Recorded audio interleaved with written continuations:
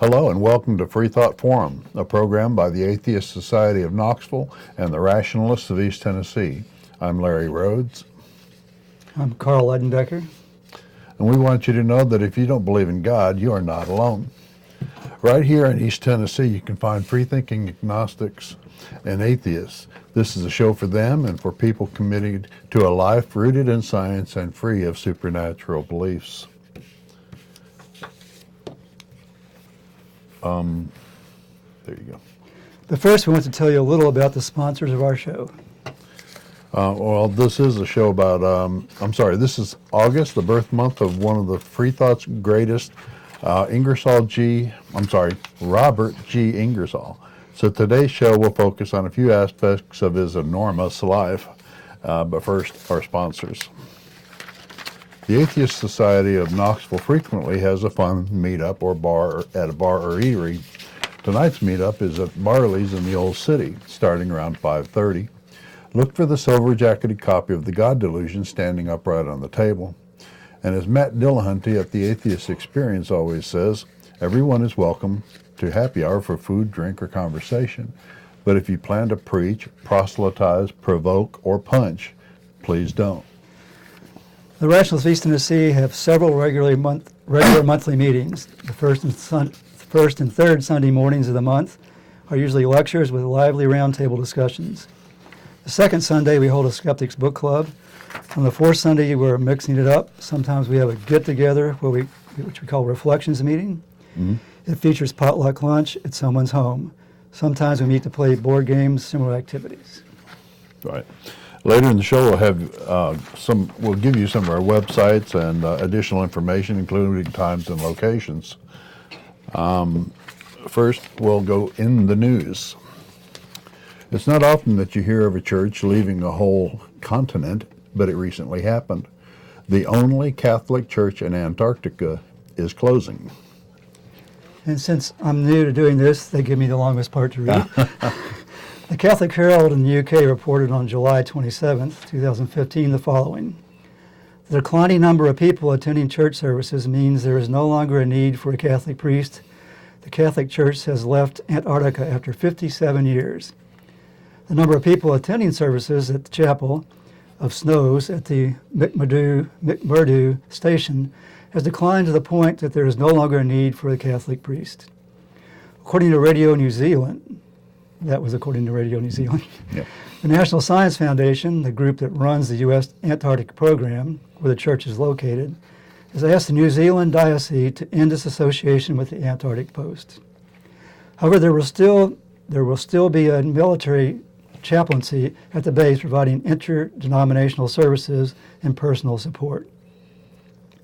Quote, there is a grand decrease in religiosity. There is also a decrease in the number of people working at the McMurdo station in the South Pole and budget cuts. So all of these factors have led to the decision that only one chaplain is necessary, said Friar Dan Dole, coordinator of the Catholic Church in Antarctica. He has spent 14 summers there since 1984. Quote, before this digital age, people felt very isolated and lonely. They were always under so much pressure. So I did a lot of counseling and peer support, unquote. He said, quote, it was a great experience providing ministry to the ends of the earth, unquote. Friar Doyle said it is its busiest times, there were about 2,000 men and women at McMurdo, and at Munson Scott Station, Scott Base, at any one time. Quote, we used to fly to the South Pole for a day or two, and we would go out to the stations. I got to look at the glaciers and historic huts. When the divers were working, I would be their spotter standing on the ice.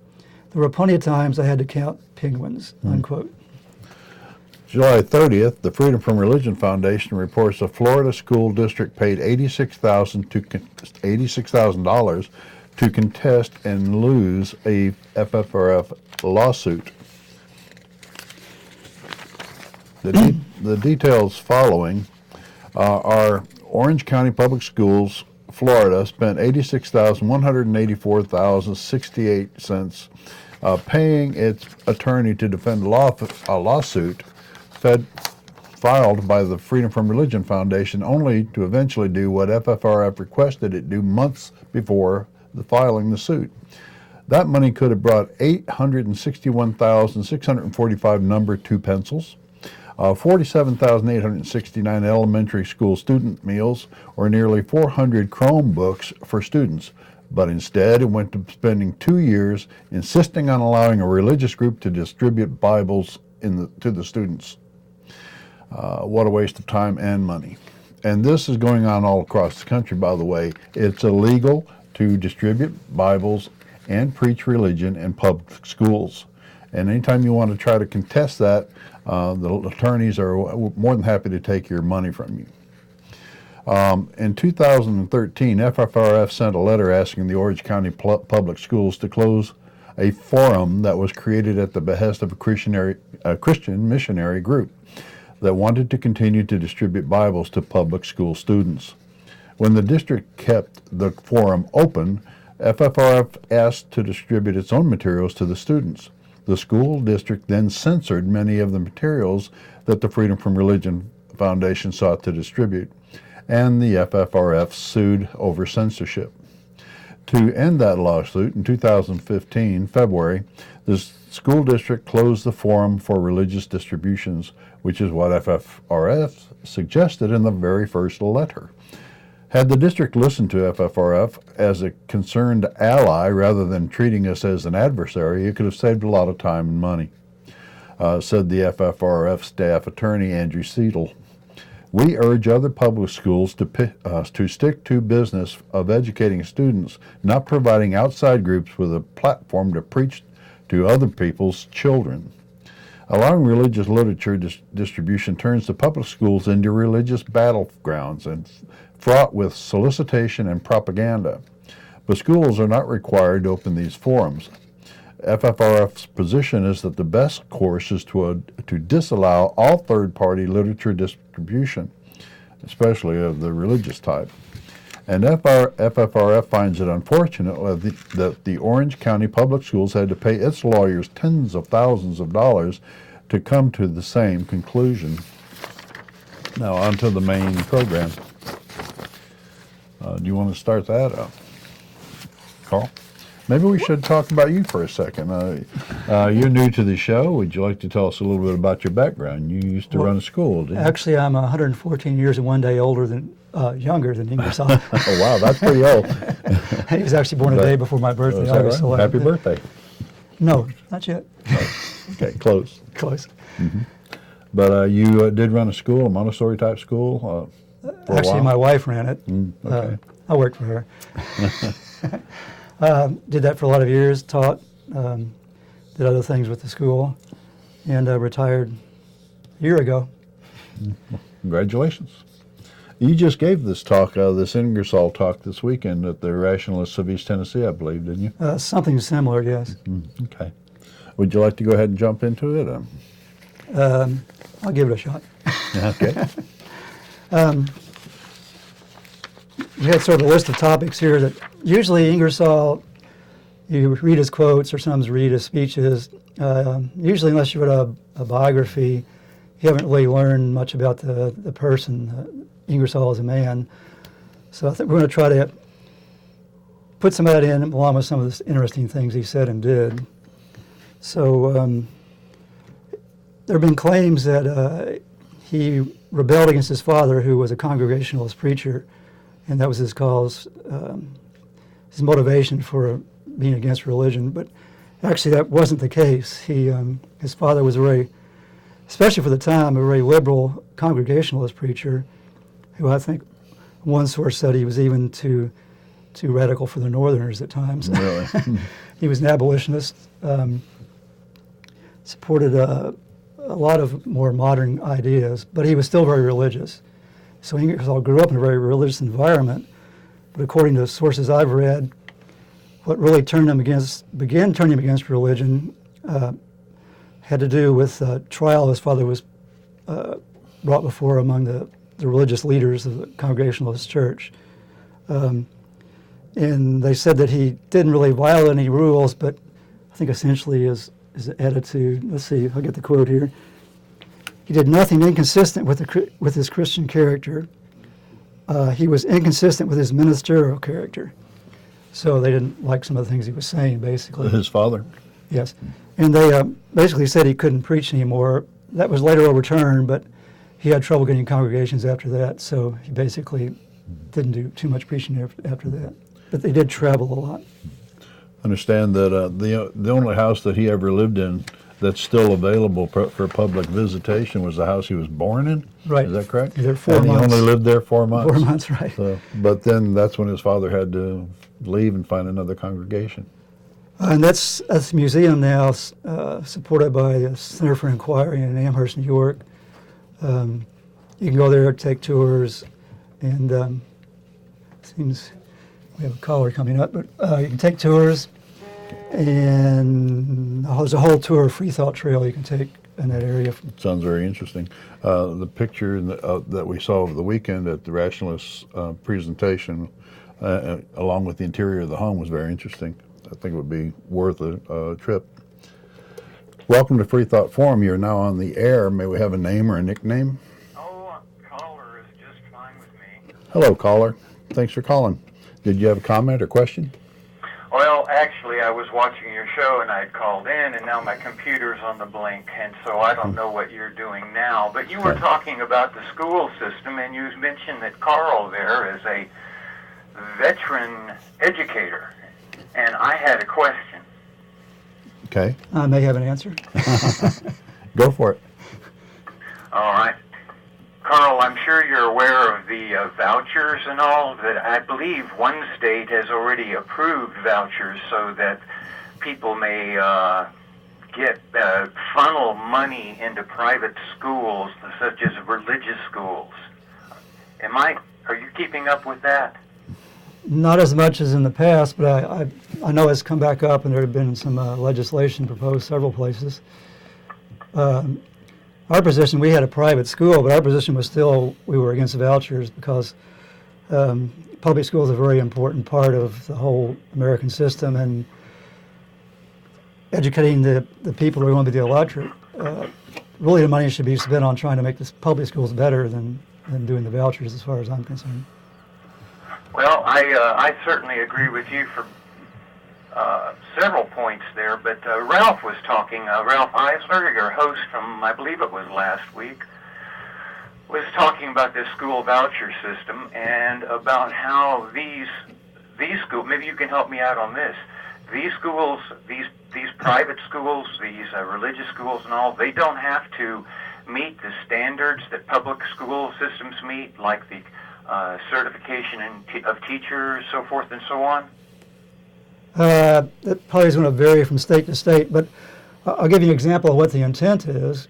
Some 20 years ago, Blount County, Harry Rothschild, I believe was his name, called together a meeting of private schools in the area. Nobody really knew what it was about, so a lot of people came, and essentially he wanted to start pushing for this whole government-supported private school, religious schools, with no restrictions at all. I mean, he wanted totally independent, do whatever you want. So you could have, rapists in all teaching class, and the government itself would rather have no criteria by which you could filter these people in initial hiring. Would that be about correct?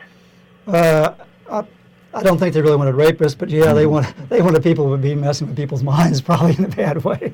Well, yeah. I know, but public schools have a certain criteria for certification and all that. Private schools can hire whatever pervert they want. I mean, if they wanted to. Yeah, I'd say that would be unlikely. It just depends on the standards of the. Again, it's open. It could be anything, but generally it's just a standard. So, do they have to meet certain educational requirements to be awarded, be allowed to accept government vouchers? Well, if you're getting I don't know about the new legislation.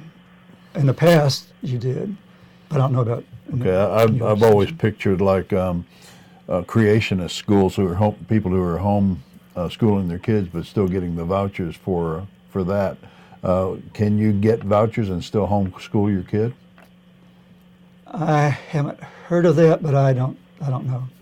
Well, if you have a school that you requires no certification and no oversight at all, then I don't see why any redneck couldn't start his own school of, the Confederate flag or something. Yeah, I think it'd probably be overstating to say there'd be no oversight or regulation. Someone would be looking over it, but it wouldn't be the standards that are generally accepted by public school systems. Okay, so they would not meet any sort of minimum standards set by the school system. They could. Then the reason I'm asking is because we are having a push in Tennessee, too, if you're probably aware, that is already, if I'm not mistaken, passed the Senate, so that we're going to they want vouchers here. Now, if you could bear with me just a second, answer this question. So I'm assuming that anybody of any valid religion could start their own school and get tax dollars for it. Am I got it pretty much correct? I'd say, again, it depends on the state legislation. It's going to vary. It may be possible in some circumstances. I would guess there would be some, because it's not going through purely a religious body, that there'd probably be some sort of restrictions, but what they are and how loose they are is going to be questionable. So you mean if it's not religious, it may not get the voucher thing? So you're saying that maybe an open classroom like your school No, I may didn't. not qualify? No, I didn't say that. No. Again, it just depends on the legislation, so I don't know what it is, so I can't really answer the question. Well, so we could start having Muslim schools and Buddhist schools and everything else popping up where they're teaching all their little Buddhists to have all their little Buddha thinking, all little Christians to have all their thinking like they're doing already. And then we could have tax dollars going to other religions where they're teaching their children to do their own thinking. Yeah, it's the same problem with wanting to have a religious dominance in the government, not realizing that their religion may not be the dominant one in the future. Right. So that's I see. a typical problem. All right. Well, the computer came back on. I saw you're doing something there on Robert Ingersoll. Yeah, I'm over Robert Ingersoll. Is he the guy that used to thought that the bumps on people's heads meant something? No, he was the great American infidel. He was one of the most famous people in the world at his time, but he's been suppressed by history pretty much. Because he was an agnostic. So he was not the one that was into phrenology. No. No. Reading bumps on people's heads. No, he was very much pro-science and evidence. All right, then. Well, I learned something about Robert Ingersoll. Thank you guys very much. I appreciate it. Keep watching. All right. Bye-bye. Bye-bye. Okay, where were we? About Ingersoll's father. Okay. And so that was really what sort of began his journey of being upset with religion. Yeah. Besides, he came from a kind of liberal background compared to some of the religions at the time. And this was leading up to the Civil War. And one of the things about it is this, preachers would get caught right in the middle, or especially their family, because the Bible supports slavery. And if you're a liberal preacher who's anti-slavery, and you can't really support it with the Bible, so you have to meet them head on with logic and reason and freedom, human rights. I'm sorry. Go ahead. No, that's it. That just reminded me of funny for us, not for him. When Robert Green Ingersoll's father went to court on one of these issues, see if I can find on some of his radical ideas.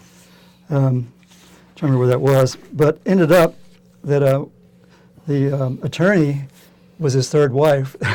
Oh no! The prosecuting attorney. Oh. So it didn't fare that well, I don't think, for him. Okay. That's cute. That's what it said here. So. Mm-hmm. Okay. So, in a nutshell, he was born well before the Civil War, but by the time he came of age, he was an attorney. He was of age to become an officer in the military when that happened. He fought at the Battle of Lexington, Tennessee. He fought at a couple other, I think Shiloh and another one where I actually saw action. And was captured. And during the time, if you were an officer, you could get away with not having to spend the rest of the war in prison if you pledged that you would go home and not fight anymore. And it sounds kind of strange to us now, but that was policy. Matter of fact, in the navies and the armies all across the world, people respected that. So after he got captured, he spent a couple of weeks in a prison and then went home. Well, no, he was never in prison. Oh, in a camp.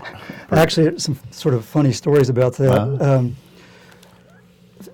General Forrest, who was sort of a brilliant Confederate general, really fooled the Union. I think he had a lot more men than he did. He had them do the old trick of go around and make noise all different places. And so the Union armies thought there were a lot more Confederates there than there were. And he was on the Union side. Yeah. I hope so. Yes. Yeah. We have to make that clear. Yes, I'm glad you did. So Ingersoll was assigned to stall, was Forrest or one of the Confederates, to stall them until reinforcements came. Railroads had been cut off and they were having trouble getting people in. So he had a Tennessee group on one bridge, and he had his men and some other Ohio people, I think, on another. And he put a couple of cannons on each one. And as soon as the Confederates came in, one of them said there were 10,000. Well, there were only 5,000, the whole army that was opposing him. They had that impression. And the Tennessee group fled. And so when Ingersoll was captured, they repelled the Confederates a couple times, and they just overran them. And when he was caught because his horse tripped jumping a fence. And he was running, but he couldn't outrun them. Right. And many people will think that the Tennessee troops he was with were Confederate, but they really weren't. I mean, they were Union troops. These were Union troops. Yes. Sorry. Yes. They were fighting on the Union side. But when they caught him, he said there were only 50 people, I think, left by the time everybody else left, ran off. So he's there with 50 guys, and they caught him. And he said, these are all the prisoners. He said, these are Illinoisians, which I didn't know was a word. The Tennessee have ingloriously fled. Now, they didn't get captured, though. That's true. But it didn't help hold the bridge either. So while he was there, though, it was pretty much a gentlemanly kind of thing. They were at a store. He was held prisoner in a store for a little while, and he played cards. Lost all of his money, maybe intentionally, I don't know, to the Southerners. And what was the head officer said to him at the time? Well, there was, I heard a couple of quotes. He was talking with some of the people in the store, and they were having a good time, telling stories and getting along real well. He was quite the orator. Yeah, and the Confederate soldiers started hearing all the people having fun. They started gathering around the store. And finally, somebody yelled, "Speech, speech!" to the great. Well, he wasn't the great agnostic at the time, but he was known to be pretty liberal. I think. And he had a name for himself. Yeah, it was one of the generals. It might have been Forrest said something to the effect that he may not believe in God, but we'll make him think about it or something when we get through with him. But, yeah, and the other thing was, if I leave you around, you better go out home. Or if I leave you around here long enough, you'll convert all my men to Unionists. To be Yankees, yeah. So he gave some talks, and Forrest came in and said, "You need to stop now, or I'll trade you for a mule." So there are several stories about that. Mm-hmm. But he was released, which was not unusual, especially early in the war, and the promise not to fight again. He was tired of fighting anyway, so he was.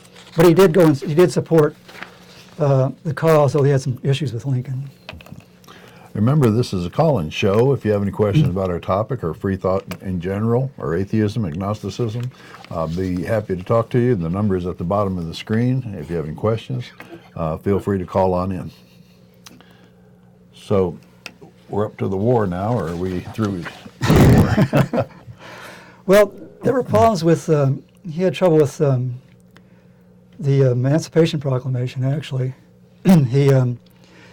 He was worried that turning all the slaves loose at once would be an issue. He was worried that they'd all move into the North and they would be just used for getting votes. He had several issues that turned out being non-issues, but he was worried about those sort of things. His brother, who he's very close to, was in politics with Ingersoll's help a lot. He was almost his campaign manager at the time. Took a little bit different view, but Ingersoll came around pretty much and supported Lincoln at the end. He didn't like some of the carpetbagging stuff going on, of course. So he was raised in a Christian home, and he was a believer when he was young. Do you have much information about when he turned and why? Yes, I do, if I can remember what the date was. I think it was around 1859, 58, somewhere in there. He had been considering going to politics. And I think he had one defeat on some lower level thing. He was appointed Attorney General of Illinois. They just reinstated that position, and so at first it was an appointment, and he was appointed because he was really well known by politicians and respected. And then later, when he had to run for it, he decided not to. It was about that time.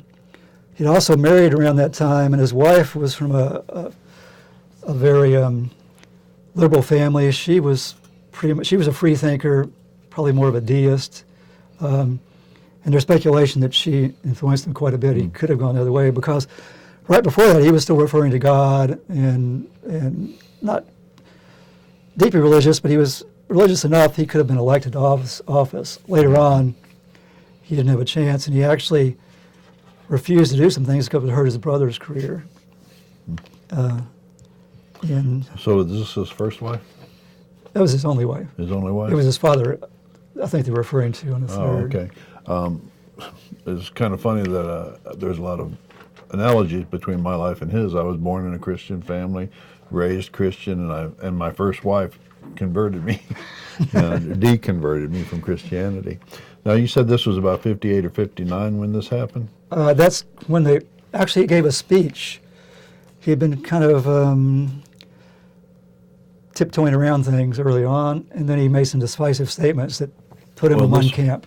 This was before the war then, so he may very well have been speaking against the Bible and against Christianity. Yeah, I guess he was during the war. Right, that's right. So that's interesting. What else do we have? Well, go ahead. I don't have anything. I was going to do some quotes We have lots later of on. papers. That's what we have. Yeah.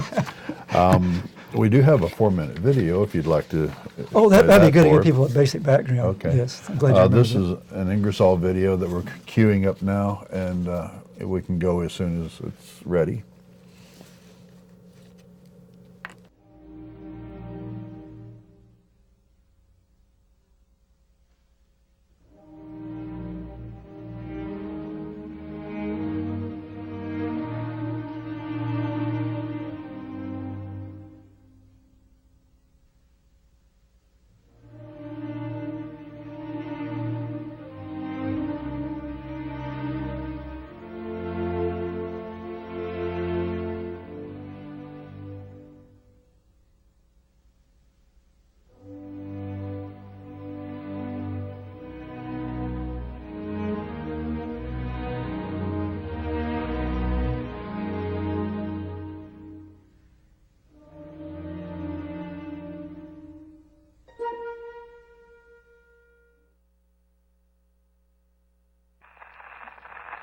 While I am opposed to all Orthodox creeds, I have a creed myself, and my creed is this: happiness is the only good.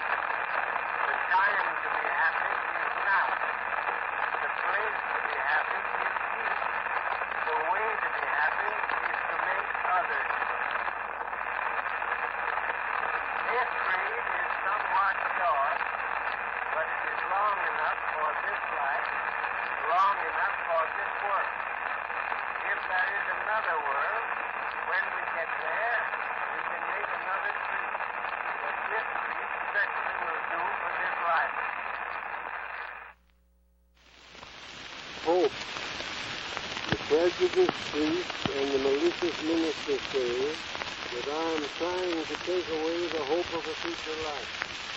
I am not trying to destroy another world, but I am endeavoring to prevent the theologians from destroying it. The hope of another life was in the heart long before the sacred books were written, and will remain there long after all the sacred books are known to be the work of savage and superstitious men. Hope is the consolation of the world. The wanderers hope for home. Hope builds the house and plants the flowers and fills the air with song. The sick and suffering hope for health. Hope gives them health and paints the roses in their cheeks. The lonely, the forsaken hope for love. Hope brings the lover to their arms. They feel the kisses on their eager lips. The poor in tenements and huts, in spite of rags and hunger, hope for wealth. Hope fills their thin and trembling hands with gold. The dying hope that death is but another birth, and love leans above the pallid face and whispers, we shall meet again. Hope is the consolation of the world. Let us hope if there be a God which is wise and good. Let us hope if there be another life that it will bring peace and joy to all the children of men. And let us hope that this poor earth on which we live may be a perfect world, a world without a crime, a world without a fear.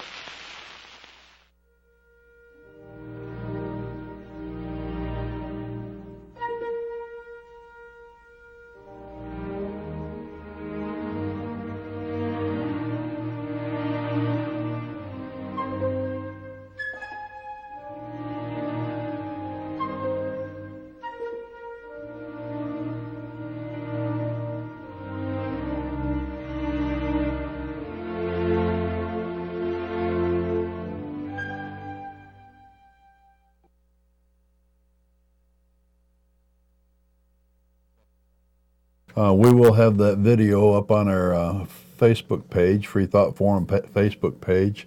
We're sorry that the banner cut off some of the words at the bottom, but you can see the video there. You were going to talk about his personality and family life? Part of that, a lot of this is based on a guy named Isaac Newton Baker, who was Ingersoll's secretary for decades. So he practically worshipped the guy, but it was something he put together after his death for the family. A lot of this comes from, but he was a very successful lawyer, even and as a lecturer. He did a lot of work for railroads, one of the things, but he also did individual trials too. I want to read a little part about how he was a lawyer, though. This is by this guy named Baker. In the case of a trial before the jury, Mr. Ingersoll was probably at his best with the examination of the witness. He was so patient, so persistent in getting to the facts, so considerate and so fair that he often compelled the truth from hesitating, unwilling lips. He did not browbeat or hector a witness. He did not resort to cheap arts to entrap him. He did not abuse his privilege as a lawyer or treat the witness on the stand as if he were a criminal in the dock. No one under his searching cross-examining had ever to appeal to the court for protection. Before a jury, he was persuasive and convincing, not only by the power of his eloquence, but by the force of his cogent reasoning, the skillful marshaling of the evidence to sustain the case. He appealed to the reason and conscience of his jury, not to their prejudices or passions. He was truly entitled to the reputation he bore as one of the greatest jury lawyers of the time. It's also noted that he won most of these cases with the great majority of the jurists having a religious bias against him. So he made money as an attorney. He probably made more as a speaker later on, but he was always in debt, just like Mark Twain. They both spent too much. But, to give you an idea of his stature as a speaker, he would speak to thousands of people. And in one particular case, he spoke to 50,000. I think it was 7,000. It was inside, and the rest were outside of the building. I'll have to check that number, but anyway, he'd speak to people, great numbers that you wouldn't. You can see in this auditorium here, and he did it without microphones, without speakers, amplifiers, all of that. He would hold crowd spellbound for hours with his oratory. All of his works are now in the public domain and available online. If you want some good reading, search for Ingersoll, the works of Ingersoll, download them on your personal device, and you're set for a long time. Would you have a favorite or two that you could recommend? No, I actually read more excerpts than I do the whole thing. Oh, okay. Well, I read The Gods and Ghosts and the Mistakes of Moses, where he tears apart the Pentateuch, showing all the mistakes in it. But we may be getting a little ahead of it. Have you caught up to the part where he's doing a lot of oratory? Well, that's what I mentioned, his political career. Beginning with the second campaign of Lincoln, that was in 1864, he was in every Republican national campaign that was held during that next 32 years. And no one won the any Republican positions, national positions, without his help. And the Republicans were a bit different than... They were a lot different at that time. But one of the things that made him so impressive as a political speaker is, was said by someone who listened to him, well, I understand now he simply could not be misunderstood. He made it a point to be very clear and not speak above people's heads. Right, which is more than you can say about the Bible. It's misunderstood. If you ask anybody, it's misinterpreted by just about everybody else in the world. Yeah, I think he has some good quotes on that, actually.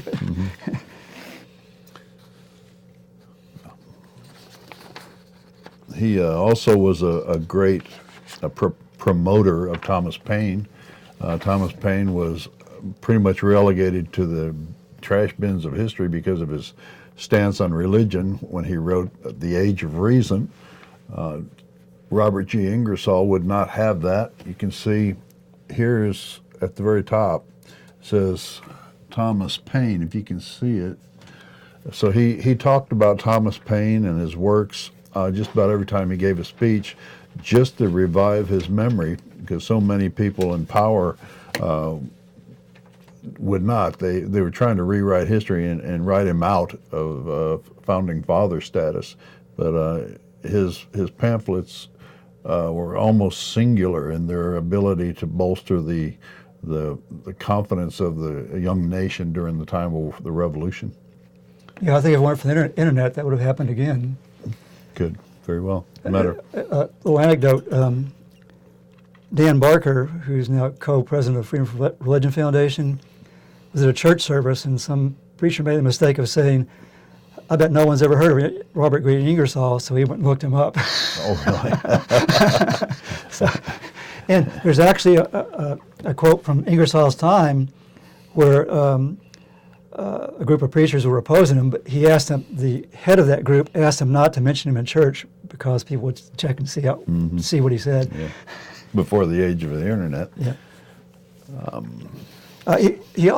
Ingersoll also tried to form a national liberal party, a national liberal league, which was outspoken about universal education, the laws of science included, and he made an interesting statement there. He said that it should be focused on life in this world. He said, I do not say that there is not another life. If there is any God who has allowed his children to be oppressed in this world, he certainly needs another life to reform the blunders he has made in this. So he had a good turn of phrase a lot of times. One of my favorites was, he said that every pulpit is a pillory in which stands a hired culprit defending the justice of his own imprisonment. As far as his family life and his personal reputation, all the people opposed him were often really frustrated because they couldn't really find anything wrong with his life. He was very devoted to his family. He was very kind. He was very generous. He didn't have any conflicts at all with his family at all. As a matter of fact, one of his young daughters was asked about her father being a famous man, and she said, no, he's a god. Oh, God. Which was kind of a strange response. It is. But they really were close, and we actually have a picture with him with his family. And He was also, like I said, he tended to make bad investments like Mark Twain did, even though he made a fortune with the lecture circuit and being a lawyer.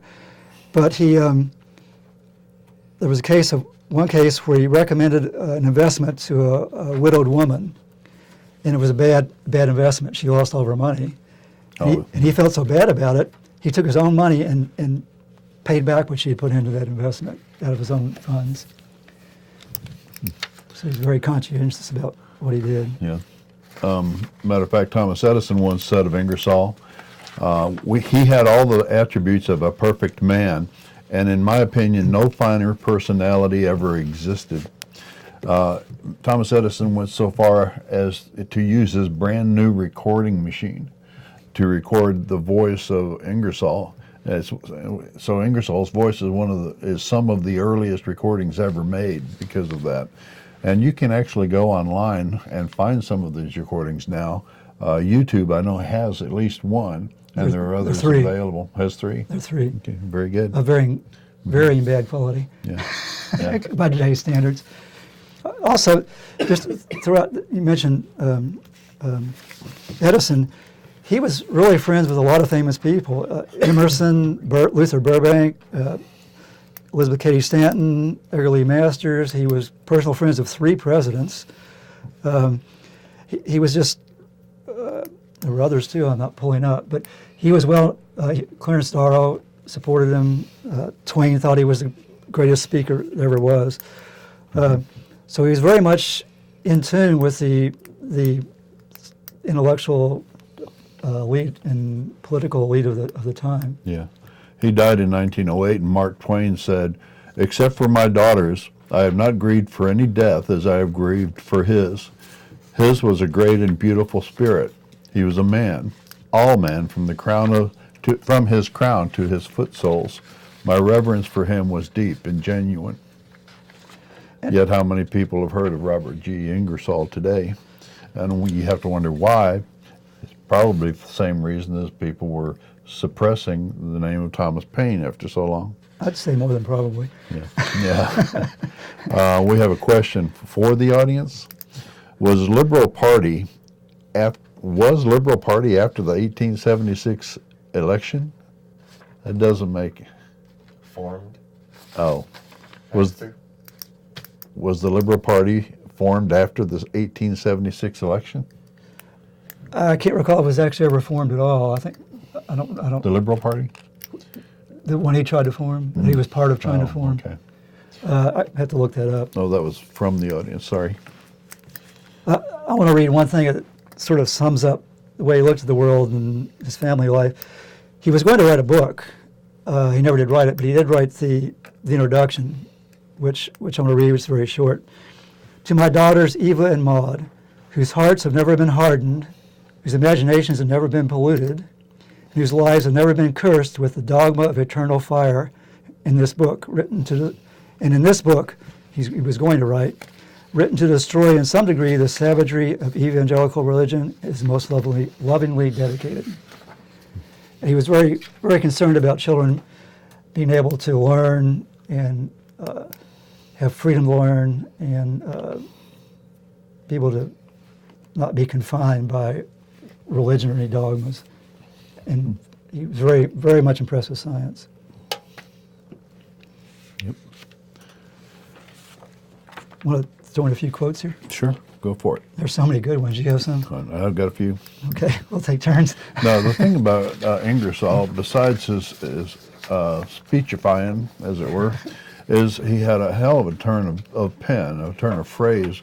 When you read his works, so many of his thoughts are just quotable and memorable, like this one from The Ghosts. The theologian is an owl sitting on an old dead branch of the tree of human knowledge and hooting the same old hoots that have been hooted for hundreds of years, hundreds of thousands of years, but he has never given a hoot for progress. Here's another one. Was done in a speech. If there be an infinite being, he does not need our help. We do not waste our energies in his defense. And he says, I am satisfied that there can be but little liberty on earth while men worship a tyrant in heaven. Well, he made a lot of comments about all the money spent on religion, how it was wasted on superstition where it could be used to enlighten civilization, and how people were really responsible for it all. These blessings did not fall from the skies. These benefits did not drop from outstretched hands of priests. They were not found in cathedrals or behind altars. Neither were they searched for with holy candles. They are not discovered by the closed eyes of prayer, nor did they come in answer to superstitious supplication. They are the children of freedom, the gifts of reason, observation, and experience. For them all, man is indebted to man. Along the same line, he says, who can overestimate the progress of a world if all the money wasted in superstition could be used to enlighten, elevate, and civilize mankind? And we've come to the point where we need to take a break. This has been Freethought Forum, a program of the Atheist Society of Knoxville and the Rationalists of East Tennessee. Freethought Forum is funded jointly by them and by individual contributions. Shows are live most every Tuesday from 5 o'clock to 6 o'clock Eastern Time on Community Access Television Channel 6 or Channel 12, depending on your cable network. I think it's actually 196 now. And tell your out-of-town friends that they can see us streaming on live at ctvknox.org. This is the call-in show, and we are live today, August 4th, 2015, and all viewers can call in now on the number on the screen, which is there, with a short comment or question. Call in now while we go to an information break, which we just did. Yeah. Sam, would you please play the information video? If you live in or around the Knoxville area and are questioning your religious beliefs or simply believe in one less God than everyone else, well, you're not alone. The Atheist Society of Knoxville is a fun and friendly group of people just like you that meets twice a week at a bar or restaurant. We meet every Tuesday night following the show at Barley's Tap Room and Pizzeria for happy hour. You'll find our group either inside or on the patio. Look for Richard Dawkins' silver-jacketed book, The God Delusion, standing upright on the table. On Fridays, we meet at Agave Azul or the Beard and Beer Market. But if you plan to preach, proselytize, provoke, or punch, please don't. We all question what we believe at one point in our lives. If this is the time for you, come join us for food, drink, conversation, and fun. Do you find stories of talking snakes laughable? Do you prefer the scientific method over supernatural beliefs? Are you concerned about religious leaders and organizations imposing their values and rules on your body, your family, and the rest of our society? Well, take comfort in the fact that you're not alone. The Rationalists of East Tennessee meets weekly for fellowship and provides a forum for people who support skeptical thinking and rational discussion of these and other issues. To find out more information or to find out about our next meeting, visit us on the web at www.rationalist.org. Welcome back. The Atheist Society of Knoxville, or ASK, meets once a week, and every Tuesday we have gatherings for fun, food, drink, and conversation. ASK's purpose is to supply a venue for community, camaraderie, and outreach to atheists, agnostics, freethinkers, and other like-minded persons in the East Tennessee area. Our Tuesday meeting is going on right now at Barley's Tap Room and Pizzeria in the Old City, and will continue to about 7:30 or 8 o'clock at night. So come join us. The Rationalists of East Tennessee has Sunday activities involving lively presentations and discussions on subjects topical and timeless. Once a month, we go to get together for a book club. You need not have read the book to attend, but of course it helps. The August book is Sons of Wichita, How the Koch Brothers Became America's Most Powerful and Private Dynasty by Daniel Schulman. Visit rationalist.org to find out the rest of the calendar of books. Join us at Books A Million, 2 p.m., second Sunday. Right. Both the Atheist Society of Knoxville and the Rationalists of East Tennessee help provide a social outlet where you'll find that if you don't believe in God, you're not alone. So back to the show.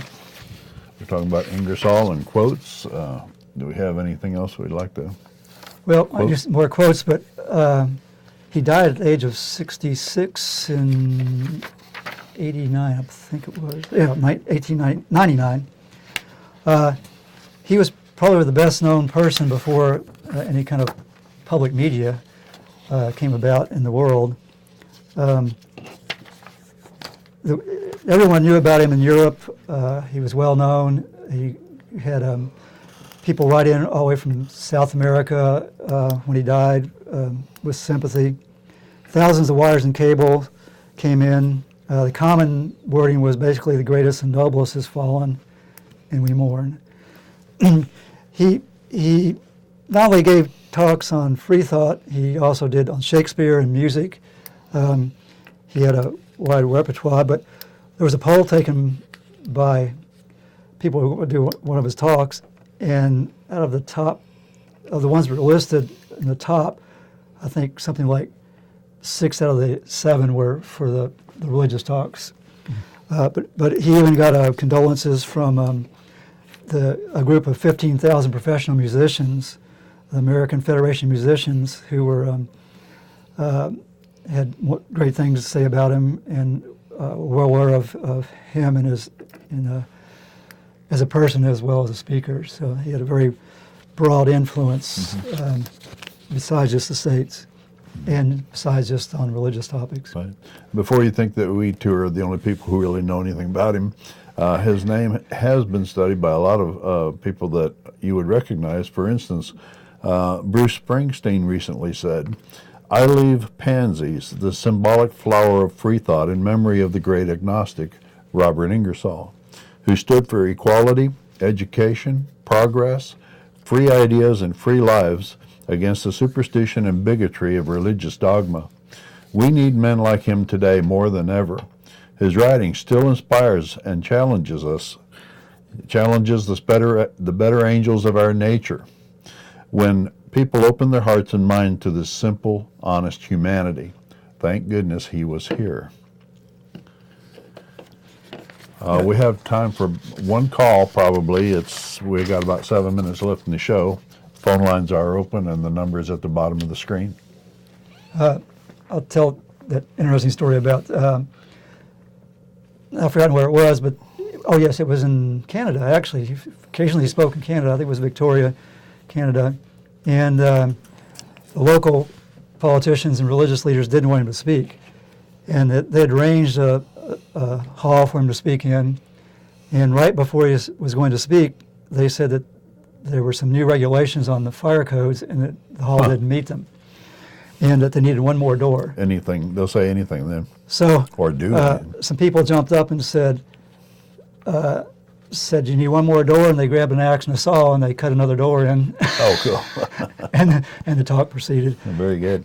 But there were people who went to his talks that didn't necessarily even agree with him because he was such a great speaker. And, but he was very influential in reviving the whole free thought movement. The time when he actually went over to being explicitly agnostic was when he was speaking to, it came back to me, to Jewish immigrants who'd come in, a lot of them were agnostic. And so he was very popular among that group too. Notice you brought a book with you. Why don't you hold it up and show what book? This is one of several biographies. This one's by Orrin Larson, American Infidel. There's a new one out by Susan Jacoby also that would be good to read. And there are some older ones. I think a Kittredge edition from way back. Susan Jacoby, I can take a second here, says she wrote in her book, The Great Agnostic, that for Ingersoll, the relative obscurity of Thomas Paine, like we were talking about before, was nothing less than a crime against the true history of the United States, saying that Paine's memory had been intentionally tarnished and discarded by the religious reactionaries who attempted to equate the separation of church and state with the violent Jacobin period of the French Revolution. Ingersoll would not have that and frequently spoke out against it. Yeah, Paine was actually imprisoned by that movement. Yeah, Thomas Paine? Yeah. Another thing about Thomas Paine people may not know is we have no idea where he's buried. His grave was moved several times, even overseas. He was moved from America overseas and back, and we have no idea where his final resting place is because of the religious controversy that he stirred up with his Age of Reason pamphlet. Ingersoll actually was ahead of his times in a lot of ways, and actually foresaw some things he probably didn't realize were going to be as far ahead as they were. But here's a quote about, he's talking about the politicians. It probably will not be long until the churches will divide as sharply on political as theological questions. And when that day comes, if there are not enough liberals to hold the balance of power, this government will be destroyed. The liberty of man is not safe in the hands of any church. Wherever the Bible and the sword are in partnership, man is a slave. Right. One thing that always is a personal gripe of mine is the way that people try to sell Christianity and freedom in the same breath. But if you look at Christianity and you look at the Bible, you've got no less than 613 commandments that you cannot break. And there's nothing in either testament to speak about liberty. It's all about obedience and belief.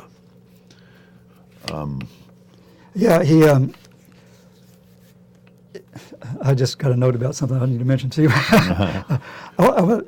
Along that same line, though, of the liberty, he actually refers to the claims of the Christian nation. This is a quote by him. It is contended by many that ours is the Christian government founded upon the Bible, and all who took upon the book as false or foolish are destroying the foundation of our country. The truth is, our government is not founded upon the rights of gods, but upon the rights of men. Our Constitution was framed not to declare and uphold the deity of Christ, but the sacredness of humanity. Right. And I'm sorry, go ahead. That's right.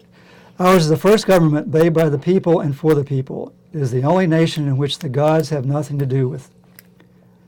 And yet there are some judges dishonest and cowardly enough to solemnly decide this is a Christian country, that our free institutions are based upon the infamous laws of Jehovah. Mm-hmm. How many times I hear people say, but it says in the Constitution that we have rights that were given to us by our Creator. The thing about it is everybody sees the word, the Creator, as their particular God.